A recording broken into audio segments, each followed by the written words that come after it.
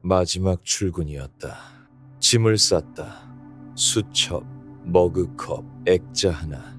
30년을 다닌 곳인데 가져갈 것이 이것뿐이었다. 엘리베이터를 탔다.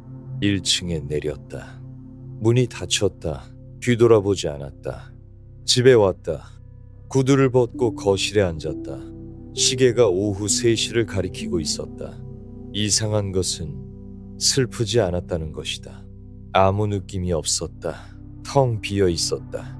다음 날 아침 눈이 떠졌다. 알람이 울리지 않았다. 갈 곳이 없었다. 점심때가 됐다. 30년 넘게 점심은 항상 누군가와 먹었다. 구내 식당이든 근처 식당이든 뭐 먹을까 한마디가 하루의 리듬을 만들었다. 이제는 혼자 먹는다. 라면을 끓여 먹었다. 맛이 없었다. 배가 안 고파서가 아니었다. 혼자여서 맛이 없었다. 핸드폰을 봤다. 카톡 단체방에 메시지가 쌓여 있었다. 동창회 방, 동호회 방, 가족 방, 옛 직장 동료 방, 수십 개의 방에 들어가 있었다. 그런데 나에게 온 개인 메시지는 없었다. 수십 개의 방 안에 있는데 나를 찾는 사람은 없었다. 저녁이 됐다. 식탁에 앉았다. 맞은편 의자가 비어 있었다. 예전에는 누군가가 앉아있던 자리, 빈자리가 눈에 들어온 것은 처음이었다. 바빴을 때는 보이지 않았다. 연결되어 있는데 외롭다. 이것은 무엇인가? 어딘가에 지금 이 순간에도 혼자 저녁을 먹는 사람이 있다. 내일도 혼자 먹을 것이다. 모레도 아무도 그 사람의 안부를 묻지 않는다. 아무도 그 사람의 부재를 눈치채지 못한다. 어느 날 그 사람이 사라져도 한참 뒤에야 누군가 알게 된다. 가족이 아니라 밀린 고지서를 보고 이상하게 여긴 사람이. 이것은 남의 이야기인가? 정말 그런가? 핸드폰을 보자. 연락처에 몇 명이 저장되어 있는가? 수십 명, 어쩌면 수백 명. 카톡 단체방은 몇 개인가? 한 손으로 셀 수 없을 만큼. 그런데 지금 이 밤에 전화해서 나 요즘 힘들어 라고 말할 수 있는 사람은 몇 명인가? 3명? 1명? 혹시 없는가? 인류 역사상 지금처럼 많은 사람과 연결된 적이 없다. 지구 반대편 사람의 점심 사진을 실시간으로 본다. 만난 적 없는 사람의 생일을 축하한다. 그런데 이상하다. 이렇게 연결된 시대에 왜 이렇게 외로운가? 외로움은 오래된 질문이다. 수천 년 전부터 사람들이 이 감정 앞에서 멈춰섰다. 함께 있어라, 아리스토텔레스. 혼자 서라, 키르케고르. 고독을 배워라, 아렌트. 마음을 비워라, 장자. 4개의 답, 전부 다르다. 그런데 하나하나 들어보면 다 맞는 것 같다. 외로움에 대한 정답은 없을 수도 있다. 하지만 이 4사람의 이야기를 따라가다 보면 외로움이 무엇인지, 그리고 외로움 너머에 무엇이 있는지 조금 더 선명해질 것이다. 직장 다닐 때를 생각해보자. 점심시간이 됐다. 자리에서 일어나면 주변에서 슬슬 움직이는 사람들이 보인다. 뭐 먹을까? 이 한마디가 오고 가면 서너 명이 엘리베이터를 탄다. 대단한 대화를 하는 것이 아니다. 메뉴 이야기, 날씨 이야기, 어제 본 드라마 이야기. 밥을 먹고 커피를 마시고 돌아오면 오후가 시작된다. 이 과정이 30년 넘게 반복됐다. 퇴직하면 이것이 사라진다. 정확히 말하면 이것이 얼마나 중요했는지를 퇴직한 뒤에야 알게 된다. 매일 뭐 먹을까를 묻는 사람이 있었다는 것. 그것이 대수롭지 않은 일이었지만 하루를 지탱하고 있었다는 것. 퇴직 후에 옛 동료에게 연락해 본 적이 있을 것이다. 다음에 밥 한번 하자. 이 말은 왜 실현되지 않는가? 처음에는 바쁘다는 핑계가 오고, 2번째는 날짜가 안 맞고, 3번째는 연락 자체가 없다. 어느 순간 깨닫는다. 30년을 함께 보낸 그 관계가 무엇이었는지, 함께 밥을 먹은 것은 우정이었는가? 같은 시간에 같은 장소에 있었을 뿐인가? 이 생각을 조금 더 밀어보자. 퇴직 전에는 매일 만나는 동료가 있었다. 지금은 연락이 없다. 그렇다면 그것은 동료였는가, 관객이었는가? 매일 아침 출근해서 자리에 앉으면 누군가가 왔어? 라고 말해 주었다. 그 한마디가 좋았다. 그런데 그것은 나를 반긴 것인가? 출석을 확인한 것인가? 명절마다 모이는 가족이 있었다. 시끌벅적하고 정신없었다. 그런데 돌아보면 그 자리에서 나는 아버지였고 남편이었고 형이었다. 그냥 나인 적이 있었는가? 역할을 빼면 나는 그 자리에서 무엇이었는가? 친구라고 생각한 사람이 있었다. 술을 마시고 고민을 나누고 서로의 편이라고 생각했다. 그런데 내가 정말 힘들었을 때, 진짜 어두웠을 때 그 사람에게 전화한 적이 있는가? 하지 않았다. 왜? 짐이 될까봐, 약해 보일까봐. 그렇다면 그것은 우정이었는가? 체면이었는가?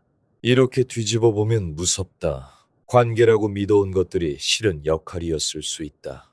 우정이라 생각한 것이 습관이었을 수 있다. 함께 있었다고 생각한 것이 같은 공간에 있었을 뿐이었을 수 있다.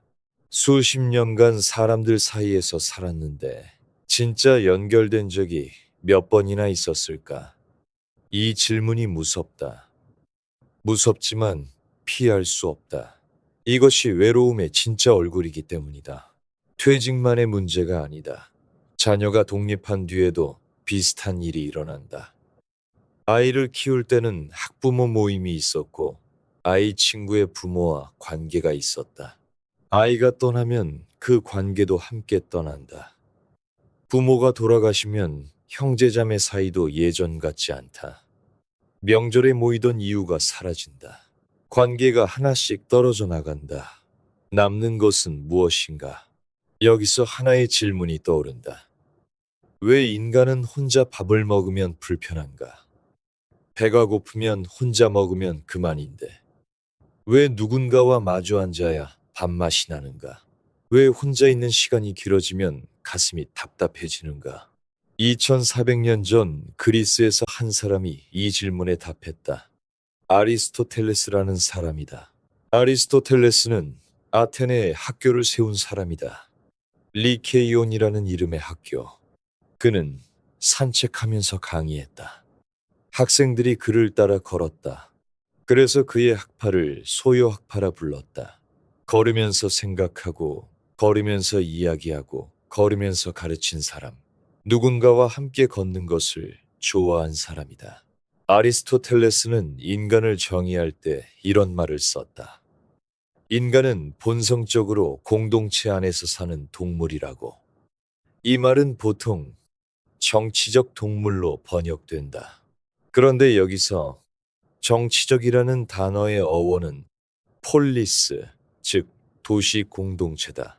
정치에 관심이 많은 동물이 아니라 공동체 안에서 살도록 만들어진 존재라는 뜻이다. 아리스토텔레스는 이렇게까지 말했다. 본성에 의해서가 아니라 우연히 공동체 없이 사는 자는 인간보다 못한 존재이거나 인간을 넘어선 존재라고. 호메로스가 비난한 시족도 없고 법도 없고 화덕도 없는 자라고. 쉽게 말하면 이것이다. 혼자 살 수 있는 존재는 짐승이거나 신이다. 인간은 둘 다 아니다. 인간은 함께 살아야 한다. 왜 그런가? 아리스토텔레스의 설명은 이렇다. 인간만이 말을 가지고 있다. 개미도 함께 살고 꿀벌도 함께 살지만 그들에게는 말이 없다. 인간은 말로 좋고 나쁨을 분별하고 옳고 그름을 판단하고 경험을 나눈다. 이 분별과 판단은 혼자서는 의미가 없다. 누군가에게 말하고 누군가의 말을 들어야 비로소 의미가 생긴다. 인간이 함께 살아야 하는 이유는 외부의 강제가 아니다. 내부의 필요다. 말을 가진 존재는 말할 상대가 필요하다. 이 관점에서 보면 외로움은 결함이 아니다. 고장난 것이 아니다. 함께 살도록 만들어진 존재가 혼자 있을 때 보내는 신호다. 배가 고프면 배가 아프다. 그것은 밥을 먹으라는 신호다. 외로우면 마음이 아프다. 그것은 누군가와 함께 하라는 신호다. 외로움을 느끼는 것은 당신이 약하거나 부족해서가 아니다. 당신이 인간이기 때문이다. 아리스토텔레스는 인간관계의 핵심이 무엇인지도 분석했다. 그가 쓴 글 중에 이런 문장이 있다. 친구 없이는 아무도 살기를 선택하지 않을 것이다. 다른 모든 좋은 것을 가지고 있다 하더라도, 돈이 있어도, 권력이 있어도, 건강이 있어도 친구가 없으면 살고 싶지 않다는 것이다. 2400년 전 사람이 한 말인데 지금 읽어도 그대로다. 아리스토텔레스는 우정을 세 가지로 나누었다. 이 구분이 지금의 우리에게 꽤 날카롭게 와닿는다. 첫째, 이익의 우정이다. 서로에게 쓸모가 있어서 맺는 관계. 직장 동료, 거래처, 이웃. 쓸모가 사라지면 관계도 사라진다. 둘째, 쾌락의 우정이다. 함께 있으면 즐거운 관계. 술 친구, 취미 동호회. 즐거움이 사라지면 관계도 사라진다. 셋째, 덕의 우정이다. 서로의 좋은 점 자체를 사랑하는 관계. 함께 있으면 서로가 더 나은 사람이 되는 관계. 이 우정은 드물다. 시간이 오래 걸린다. 함께 살고, 함께 이야기하고, 함께 시련을 겪어야 만들어진다. 퇴직 후에 관계가 끊어지는 것은 무엇이 사라진 것인가? 아리스토텔레스의 분류로 보면 대부분 첫 번째, 이익의 우정이다. 같은 회사에 다녔기 때문에 만났고 같은 회사를 떠나면서 흩어졌다. 이것은 우정이 사라진 것이 아니다. 거래가 끝난 것이다. 진짜 친구가 있는가? 아리스토텔레스가 말한 덕의 우정을 나누는 사람이 있는가? 한 명이라도 있다면 그것은 대단한 일이다. 아리스토텔레스도 그런 우정은 드물다고 했으니까. 노인에게 친구는 쇠약해지는 행동, 능력을 보충해주는 존재라고도 했다. 늙어서 친구가 필요한 것은 약함의 증거가 아니라 인간의 조건이다. 아리스토텔레스 자신도 외로움을 겪었다. 그는 20년 가까이 아테네의 플라톤 아카데미에 속해 있었다. 스승 플라톤이 죽었을 때 아리스토텔레스는 후계자를 기대했을 수도 있다. 하지만 그 자리는 플라톤의 조카에게 돌아갔다. 아리스토텔레스는 아테네를 떠나야 했다. 20년간 속한 공동체에서 밀려난 것이다. 그 뒤 알렉산더 대왕의 가정교사가 되었고 다시 아테네로 돌아와 자기 학교를 세웠다. 그러나 알렉산더가 죽자 아테네의 반마케도니아 감정이 폭발했다. 아리스토텔레스는 마케도니아와 가까운 인물이었다. 불경죄로 고발당할 위기에 처했다. 아리스토텔레스는 이렇게 말했다고 전해진다. 아테네인들이 철학의 두 번째 죄를 짓게 하지 않겠다. 소크라테스의 처형을 떠올린 말이었다. 그는 어머니의 고향인 칼키스로 떠났다. 이듬해 그곳에서 병으로 세상을 떠났다. 유언에 이렇게 남겼다. 아내 곁에 묻어달라고. 함께 살아야 한다고 가르친 사람이 생의 마지막을 고향도 아닌 곳에서 홀로 보냈다. 공동체에서 두 번이나 밀려난 사람이 공동체의 필요성을 가르쳤다. 어쩌면 그래서 더 절실하게 알았는지도 모른다. 함께 있는 것이 얼마나 소중한지를. 외로움이 아프다는 것은 고장이 아니다. 함께 살도록 만들어진 존재가 제대로 반응하는 것이다. 이것이 아리스토텔레스가 말해주는 첫 번째 답이다. 외로움은 인간이라는 증거다. 그런데 여기서 하나 이상한 점이 있다. 아리스토텔레스는 함께 있어야 한다고 말했다. 함께 있으면 외롭지 않을 것이라고. 그런데 정말 그런가? 명절에 가족이 다 모여 있는데 왜 외로운가? 동창회에 수십 명이 모였는데 왜 돌아오는 길이 더 쓸쓸한가? 동창회에 갔다. 오랜만에 만난 30명. 반가웠다. 악수하고 건배하고 옛날 이야기가 오갔다. 그때 그 선생님 기억나? 우리 반 누구 봤어? 웃음소리가 테이블을 채웠다. 그런데 묘한 것이 있었다. 대화가 돌아가는 방식이었다. 요즘 뭐 해? 아들은 잘 되고 있어? 건강은 괜찮아? 이 질문들은 관심인가, 비교인가? 대답할 때 자기도 모르게 약간 부풀렸다. 그럭저럭 잘 지내지. 상대도 부풀렸다.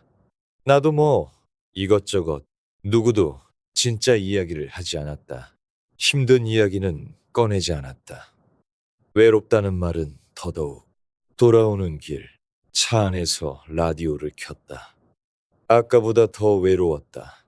30명을 만났는데 한 명도 진짜 만나지 못한 느낌이었다. 웃음소리는 많았는데 남은 것은 없었다. 왜 그런가? 사람들과 함께 있으면 외로움이 줄어야 하는 게 맞다. 아리스토텔레스는 그렇게 말했다. 인간은 함께 사는 존재니까. 그런데 현실은 다르다. 함께 있는데도 외롭다. 오히려 함께 있을수록 더 외로울 때가 있다. 명절이 그렇다. 온 가족이 모였다. 거실이 시끄럽다. 아이들이 뛰어다니고 어른들이 떠들고 그런데 부엌에서 설거지를 하는 며느리는 외롭다. 거실에서 텔레비전을 보는 아버지도 외롭다. 모여 있지만 각자의 역할 안에 갇혀 있다. 아무도 요즘 어때?를 묻지 않는다. 안부를 묻는 사람은 많은데 진심으로 묻는 사람은 없다. 조금 더 생각해보자.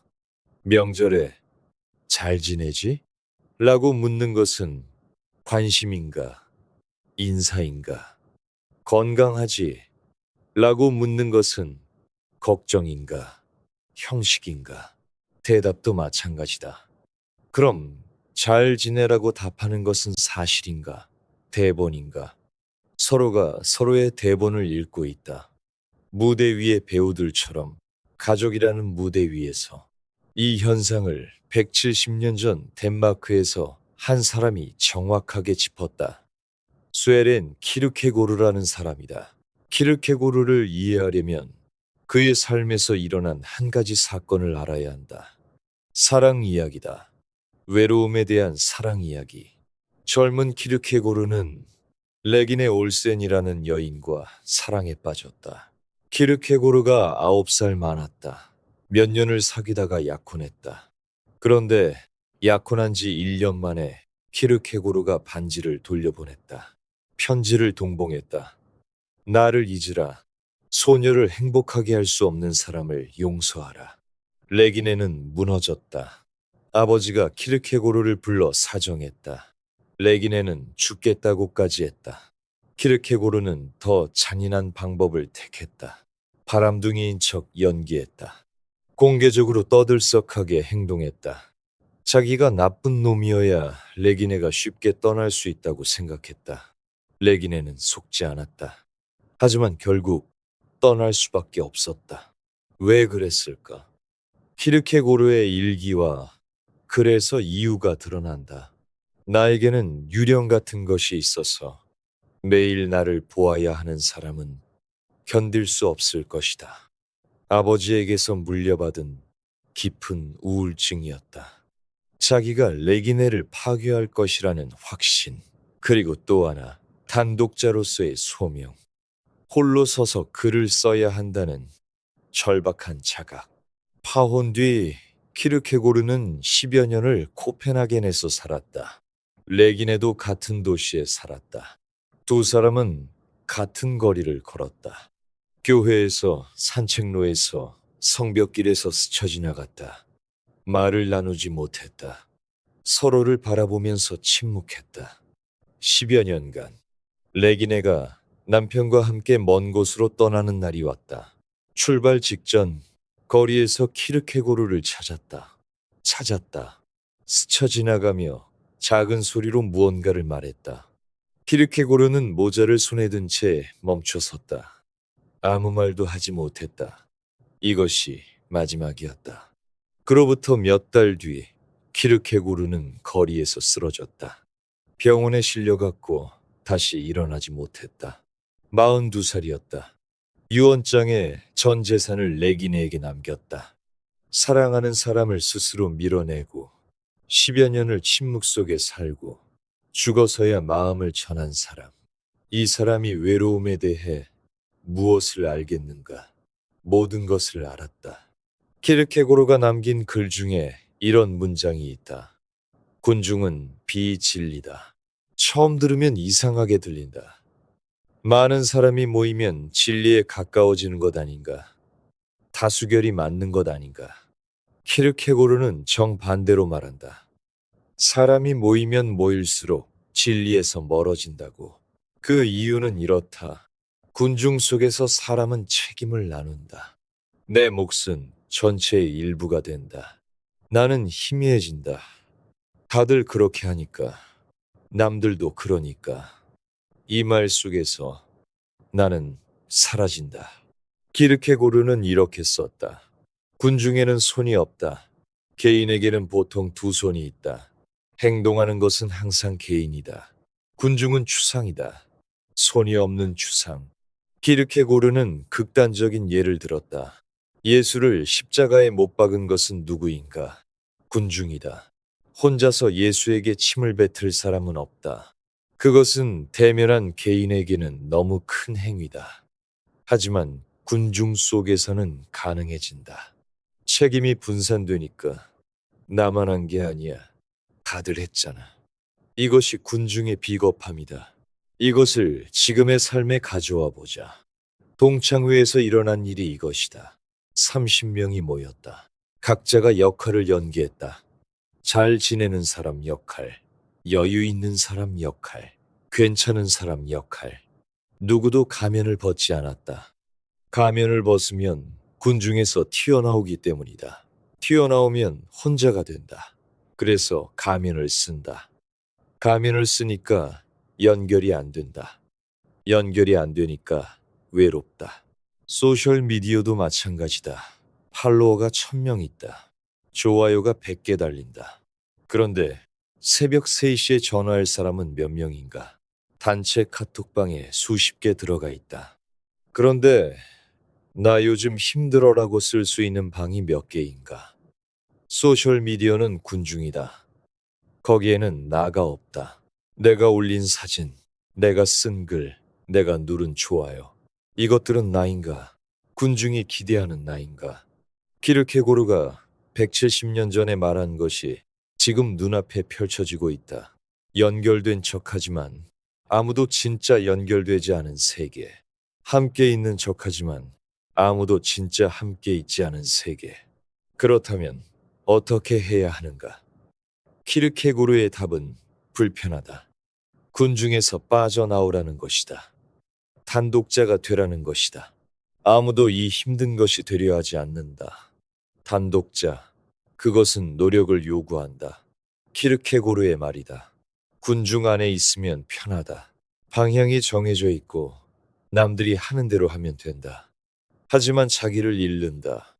군중 밖으로 나오면 불편하다. 혼자서 모든 것을 판단하고 혼자서 모든 책임을 져야 한다. 하지만 자기를 만난다. 키르케고르가 레기네를 떠난 것도 어쩌면 이것이었을 수 있다. 사랑하지 않아서가 아니었다. 군중이 기대하는 삶, 결혼하고 가정을 꾸리고 안정적으로 사는 삶 속에서 자기를 잃을 것이 두려웠는지도 모른다. 잔인한 선택이었다. 하지만 그는 단독자의 길을 갔다. 퇴직 후의 외로움을 키르케고르의 눈으로 보면 다른 풍경이 보인다. 직장이라는 군중에서 빠져나온 것이다. 아프다. 하지만 처음으로 군중 없이 자기 자신과 마주하는 시간이기도 하다. 내 나이에 이런 걸 하면 뭐라 할까? 이 목소리는 누구의 것인가? 나의 것인가? 군중의 것인가? 이 나이에 새로운 걸 시작하면 우습지 않을까? 이것은 나의 판단인가? 남들의 시선이 내 안에 들어와 말하는 것인가? 단독자가 된다는 것은 외톨이가 된다는 뜻이 아니다. 군중의 눈이 아닌 자기 눈으로 세상을 보기 시작한다는 뜻이다. 남들이 좋다고 하는 것이 아니라 내가 좋은 것을 찾는다는 뜻이다. 이것은 외로운 일이다. 하지만 진짜 나를 만나는 유일한 길이다. 키르케고르는 군중에서 빠져나오라고 말했다. 그런데 빠져나온 뒤에 무엇이 있는가? 혼자 있으면 외롭고 함께 있어도 외롭다면 도대체 어디에 답이 있는가? 75년 전 한 여성 철학자가 이 질문에 놀라운 답을 내놓았다. 외로움과 고독은 같은 것이 아니라고. 혼자 있는 상태를 가리키는 말이 여러 개 있다. 그런데 우리는 이것을 구분하지 않는다. 외롭다와 혼자 있다를 같은 뜻으로 쓴다. 정말 같은 것인가? 일요일 오후, 집에 혼자 있다. 비가 온다. 차를 한 잔 끓여서 창가에 앉았다. 책을 펼쳤다. 한참을 읽었다. 고요하다. 편안하다. 누군가 전화하면 오히려 방해가 될 것 같은 시간이다. 월요일 아침, 병원 대기실에 혼자 앉아 있다. 번호표를 들고 이름이 불리기를 기다린다. 주변에 사람이 많은데 아무도 나를 모른다. 아무도 나를 보지 않는다. 불안하다. 여기서 무슨 결과가 나올지 모른다. 옆에 누군가 있으면 좋겠다는 생각이 든다. 둘 다 혼자인데 전혀 다르다. 첫 번째는 혼자이되 괜찮은 상태다. 두 번째는 혼자이고 아픈 상태다. 무엇이 다른 것인가? 한나 아렌트라는 사람이 이 차이를 누구보다 정확하게 짚었다. 독일에서 태어난 유대인 여성, 나치가 집권하자 독일을 탈출했다. 프랑스로, 다시 미국으로. 나라를 잃었다. 언어를 잃었다. 공동체를 잃었다. 세계에 속하지 못하는 사람. 아렌트는 외로움이 무엇인지 몸으로 알았다. 하지만 아렌트는 고독을 사랑한 사람이기도 했다. 남편에게 보낸 편지에서 이런 취지의 말을 했다고 전해진다. 공개석상에 너무 자주 나가면 나 자신을 찾아 헤매야 하는 기분이 든다고. 사람들 속에 너무 오래 있으면 자기를 잃는다는 것. 혼자 있어야 자기를 되찾는다는 것. 아렌트는 전체주의의 기원이라는 책 마지막 부분에서 혼자 있는 상태를 세 가지로 나누었다. 이 구분이 놀랍도록 정확하다. 첫째, 고립이다. 다른 사람과 함께 행동할 수 없는 상태. 이것은 정치적 영역의 문제다. 독재 정권은 시민들을 서로 격리시킨다. 함께 모이지 못하게, 함께 말하지 못하게, 함께 행동하지 못하게. 고립된 개인은 무력하다. 아렌트의 표현을 빌리면 힘은 함께 행동하는 사람들에게서 오기 때문이다. 현대적으로 보면 이렇다. 퇴직은 일종의 고립이다. 조직에서 떨어져 나왔다. 함께 행동하던 사람들이 사라졌다. 코로나 격리도 고립이었다. 물리적으로 사람과 만날 수 없었다. 고립은 아프다. 하지만 아렌트에 따르면 고립은 아직 가장 나쁜 상태가 아니다. 둘째, 외로움이다. 아렌트가 독일어로 페어라센하이트라 부른 것, 번역하면 버림받음에 가깝다. 이것은 고립보다 깊다. 고립이 정치적 영역에 한정된다면 외로움은 인간 존재 전체에 해당한다. 아렌트는 이렇게 설명했다. 외로움이란 모든 인간적 동반에서 버림받은 느낌이라고. 세계에 전혀 속하지 않는 경험이라고. 인간이 겪을 수 있는 가장 급진적이고 절망적인 경험이라고.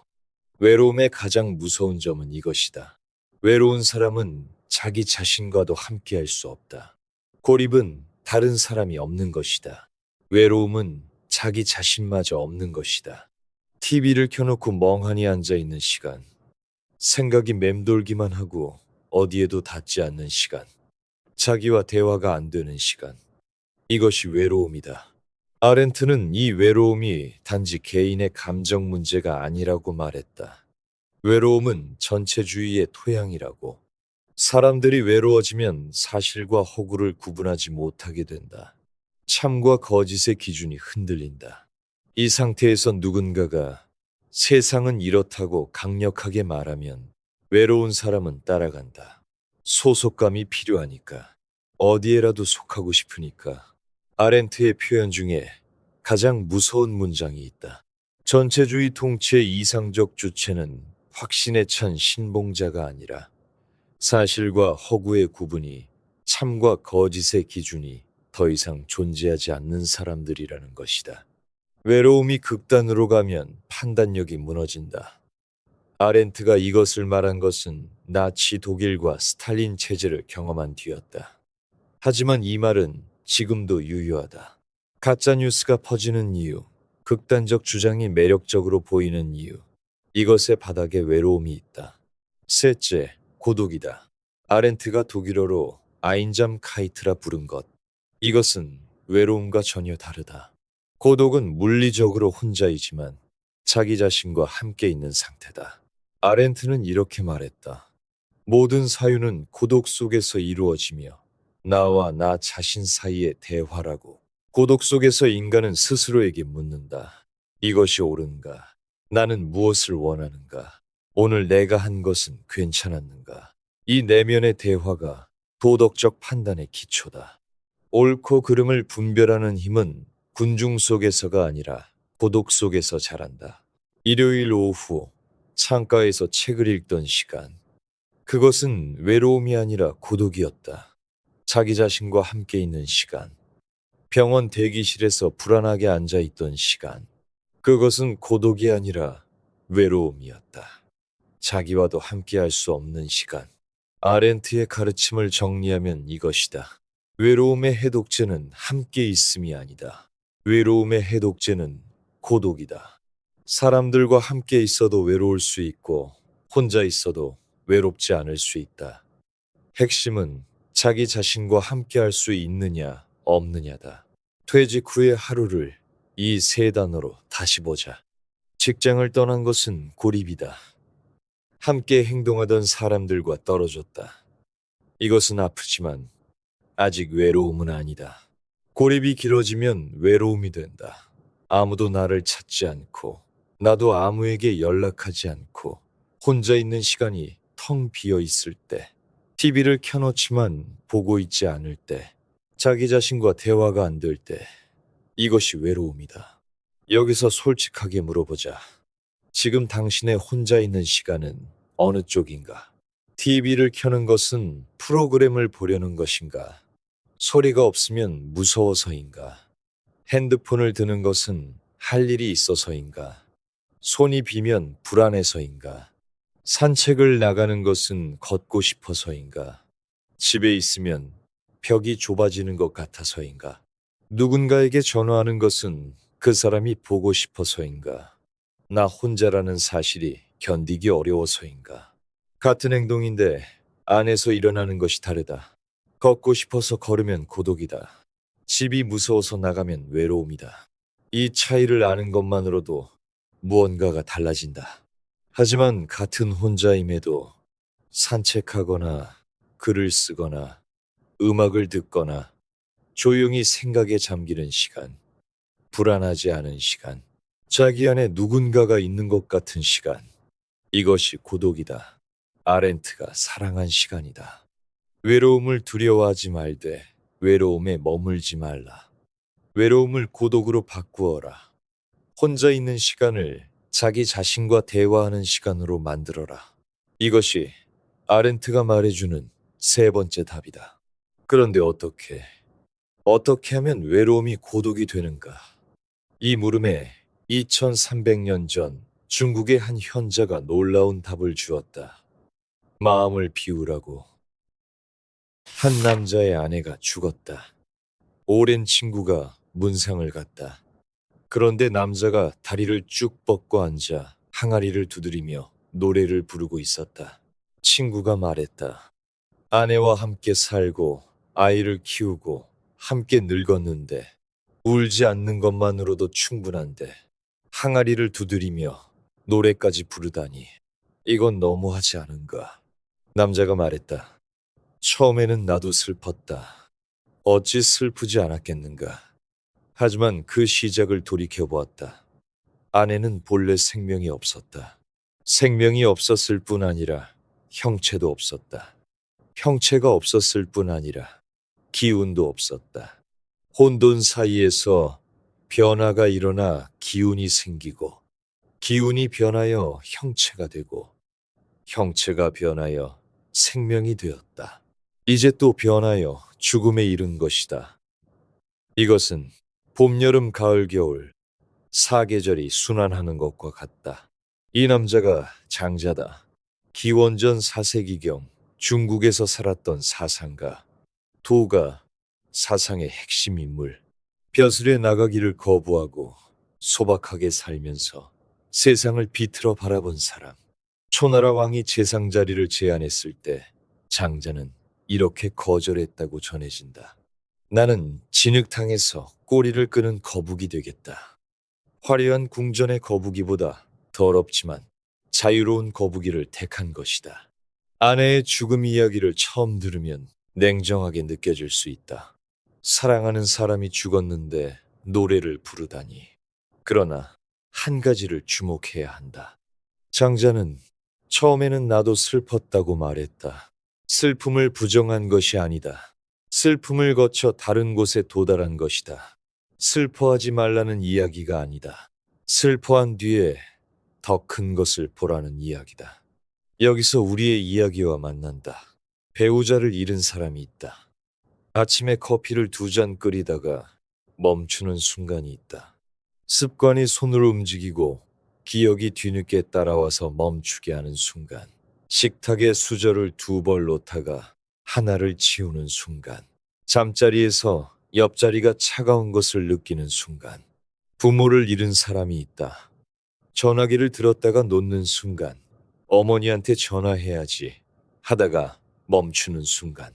세상에서 나를 가장 오래 알던 사람이 사라진 뒤의 빈자리. 이 빈자리는 채울 수 없다.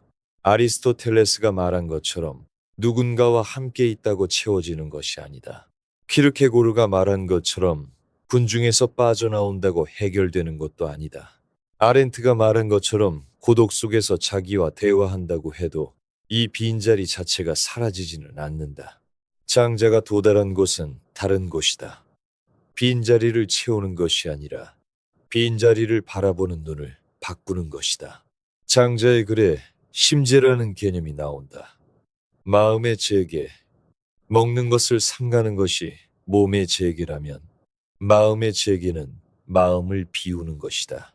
장자의 글에서 공자가 제자 안회에게 이렇게 말하는 장면이 있다. 귀로 듣지 말고 마음으로 들어라. 마음으로 듣지 말고 귀로 들어라. 귀는 비어서 만물을 기다린다. 도는 오직 빈 곳에 모인다. 비움이 곧 마음의 재개이다. 풀어서 생각해보자. 귀로 듣는 것은 소리만 듣는 것이다. 마음으로 듣는 것은 해석하는 것이다. 좋다, 나쁘다, 맞다, 틀리다, 내 편이다, 아니다. 이 판단이 마음이다. 장자는 이 판단마저 내려놓으라고 한다. 귀로 들으라고. 귀는 비어 있다. 비어 있기 때문에 무엇이든 받아들일 수 있다. 마음을 비운다는 것은 감정을 없애라는 뜻이 아니다. 고정된 틀을 내려놓으라는 뜻이다. 나는 이래야 한다. 행복은 이런 것이다. 외로움은 나쁜 것이다. 이 틀이 세상을 좁게 만든다. 틀을 내려놓으면 세상이 넓어진다. 장자의 글에는 좌망이라는 개념도 나온다. 앉아서 있는 것. 같은 아내가 이번에는 공자에게 가르친다. 진보했습니다. 인의를 잊었습니다.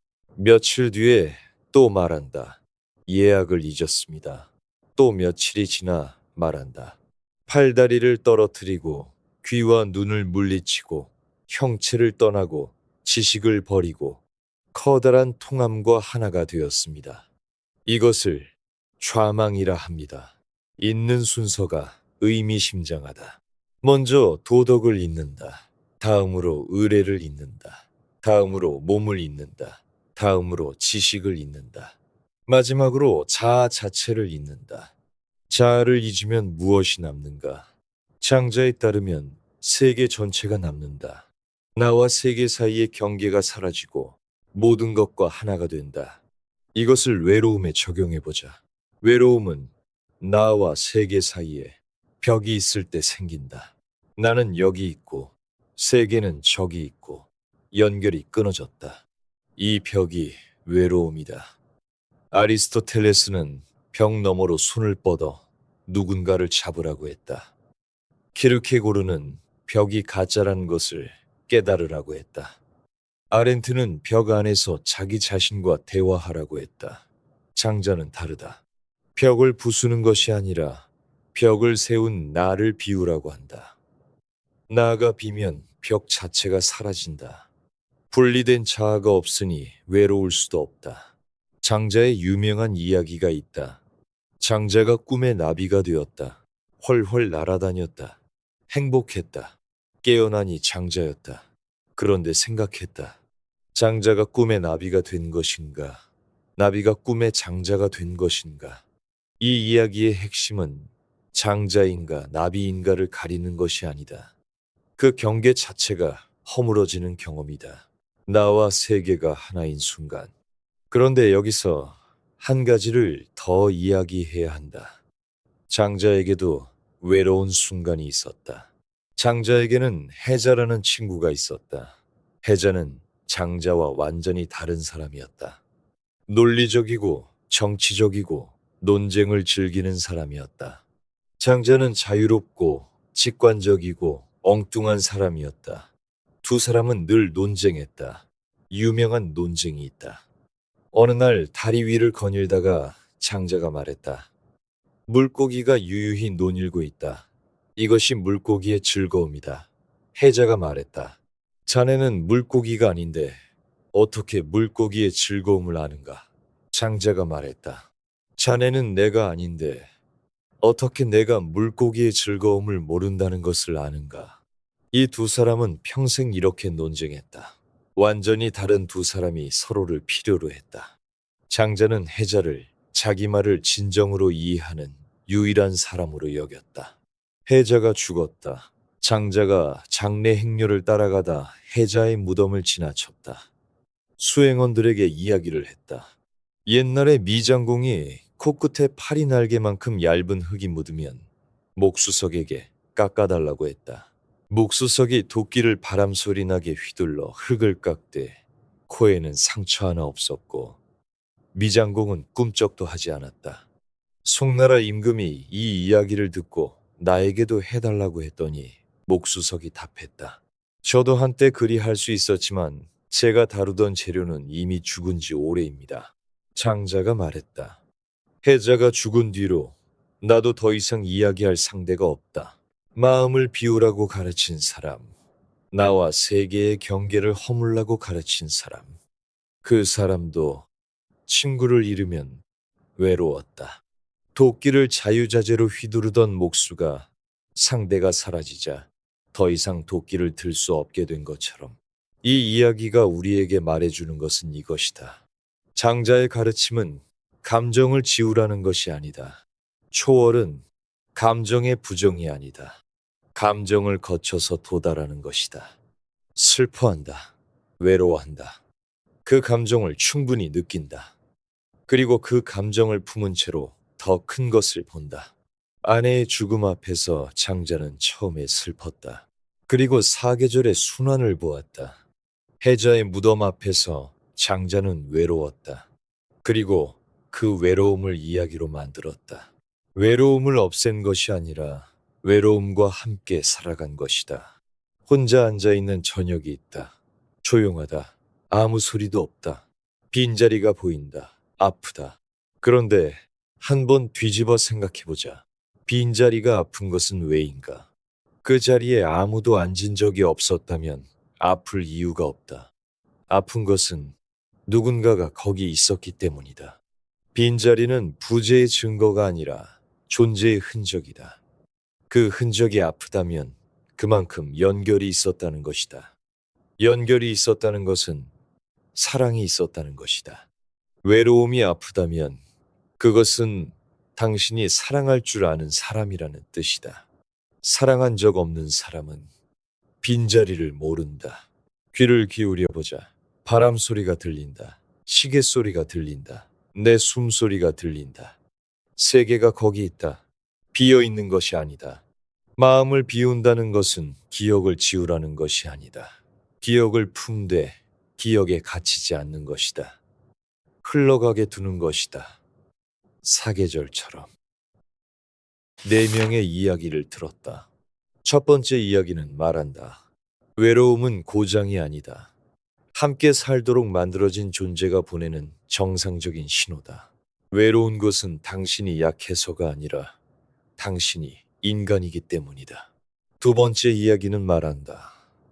사람들 사이에 있어도 외로울 수 있다. 군중 속에서 가면을 쓰고 있으면 수십 명과 함께 있어도 한 명도 만나지 못한다. 가면을 벗고 단독자로 서는 것은 두렵지만 그래야 진짜 나를 만난다. 세 번째 이야기는 말한다. 외로움과 고독은 다르다. 외로움은 자기 자신마저 잃는 것이고 고독은 자기 자신을 만나는 것이다. 혼자 있는 시간이 전부 외로운 것은 아니다. 혼자 있으면서 괜찮을 수 있다. 그것이 고독이다. 네 번째 이야기는 말한다. 마음을 비우면 나와 세계 사이의 벽이 사라진다. 외로움은 벽이 만드는 것이다. 벽을 세운 것은 내 안에 고정된 틀이다. 틀을 내려놓으면 세계가 들어온다. 하지만 그것은 감정을 지우는 것이 아니다. 슬픔과 외로움을 거쳐서 도달하는 것이다. 이 네 개의 답은 서로 충돌하지 않는다. 하나의 여정이다. 함께 있어야 한다는 것을 알고, 함께 있어도 부족하다는 것을 알고, 혼자 있는 법을 배우고, 혼자 있되 세계와 하나가 되는 것. 프롤로그에서 마지막 출근 이야기를 했다. 30년을 다닌 곳에서 가져갈 것이 수첩과 머그컵뿐이었다는 이야기. 다음 날 아침, 갈 곳이 없었다는 이야기. 이제 그 하루를 다시 살아보자. 아침에 눈이 떠진다. 알람이 울리지 않는다. 아무도 나를 부르지 않는다. 하지만 이 아침은 누군가의 기대에 맞출 필요가 없는 아침이기도 하다. 군중 없이 자기 자신과 처음 만나는 아침이다. 키르케고르가 말한 단독자의 아침. 점심이 된다. 혼자 밥을 먹는다. 아리스토텔레스라면 누군가를 찾으라고 했을 것이다. 옛 친구에게 연락해보라고. 밥 한번 같이 하자가 아니라 요즘 어때? 진짜로라고 물어보라고. 이익의 우정이 아닌 진짜 우정을 시작하라고. 한 명이면 충분하다. 오후에 혼자 앉아 있다. 아렌트라면 이 시간을 두려워하지 말라고 했을 것이다. 이것은 외로움이 될 수도 있고 고독이 될 수도 있다. TV를 켜고 멍하니 앉아 있으면 외로움이다. 산책을 하거나 글을 쓰거나 조용히 생각에 잠기면 고독이다. 같은 혼자인데 안에서 일어나는 것이 다르다. 저녁이 온다. 빈자리가 보인다. 장자라면 이렇게 말했을 것이다. 빈자리를 보라. 아프다. 그것을 느껴라. 하지만 빈자리는 빈 것이 아니다. 있었던 것의 흔적이다. 그 흔적이 아프다면 그만큼 사랑이 있었다는 것이다. 바람 소리를 들어라. 숨소리를 들어라. 세계가 거기 있다. 밤이 된다. 잠자리에 눕는다. 내일도 갈 곳이 없다. 하지만 이제 그 하루가 다르게 느껴지지 않는가? 갈 곳이 없다는 사실은 같다. 하지만 그 사실 앞에 서 있는 내가 달라졌다. 2400년 전 그리스의 철학자는 함께 있으라고 말했다. 170년 전 덴마크의 철학자는 홀로 서라고 말했다. 75년 전 독일 출신의 철학자는 고독을 배우라고 말했다. 2300년 전 중국의 현자는 마음을 비우라고 말했다. 함께 있기도 하고 홀로 서기도 하고 고독을 누리기도 하고 마음을 비우기도 하는 것. 어떤 날은 친구에게 전화하고 어떤 날은 혼자 산책하고 어떤 날은 빈자리 앞에 앉아 울고 어떤 날은 바람 소리를 듣는 것. 이 모든 것이 외로움과 함께 사는 법이다. 외로움은 사라지지 않는다. 인간인 이상 외로움은 온다. 하지만 외로움만 있는 것은 아니다. 외로움 옆에 고독이 있다. 고독 옆에 연결이 있다. 연결 옆에 비움이 있다. 오늘 저녁 빈자리가 보이거든 두려워하지 말기를. 그 빈자리가 말해주는 것은 당신이 혼자라는 사실이 아니라 당신이 사랑했다는 사실이니까. 그리고 사랑할 수 있는 사람은 아직 살아있는 사람이니까. 장자의 친구 혜자가 죽었을 때 장자는 말했다. 더 이상 이야기할 상대가 없다고. 하지만 장자는 그 말을 이야기로 만들었다. 외로움을 말했더니 그것이 연결이 되었다. 2300년이 지난 오늘 밤 그 이야기가 여기까지 왔다. 외로움이란 무엇인가? 아마 이 질문에 하나의 답은 없을 것이다.